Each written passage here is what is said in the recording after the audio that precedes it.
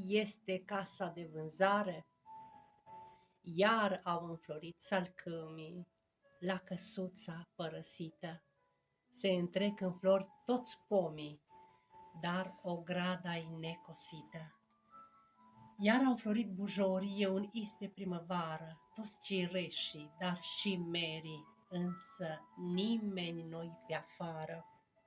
E pustiu de multă vreme la căsuța cu bujori, nimeni nu mai strânge poame, nimeni nu culege flori, însă în mintea mea degrabă se stârnesc zeci de întrebări. Oare cine a cosit iarba în atâtea primăveri? Cu cât drag această casă o fi fost însuflețită? Câți copii i-au stat la masă? Cât de des a fost sfințită? O fi fost multă iubire în această casă? Oare?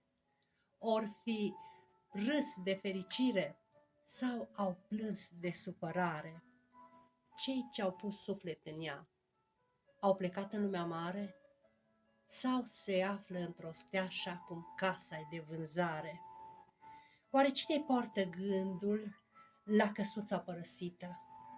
Cine o fi lucrat pământul? De ce iarba nu-i cosită?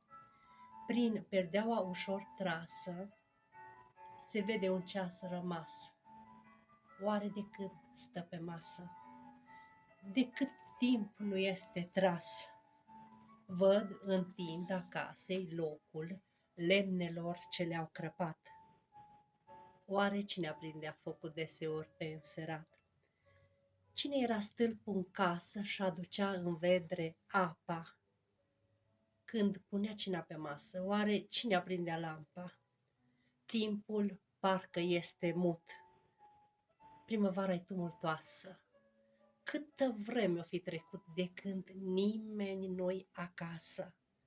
Stări și energii mă încearcă, melancolice trăiri, însă dintr-o dată parcă mă cuprind zeci de priviri, care ar vrea să-mi dea de știre că în casa din răzoare au fost valuri de iubire. Dar acum e de vânzare. Părinții-s mutați în stea, iar copiii în lumea lor nu se mai întorc la ea, chiar dacă le este dor. Însă, draga primăvară, ani la rând tot reînvie. Se întoarce iar și iară, chiar de casa e pustie. Vă îmbrățișez, dragii mei, vă aștept cu mare drag în paginile mele. Pe curând, a dumneavoastră, Chindianca.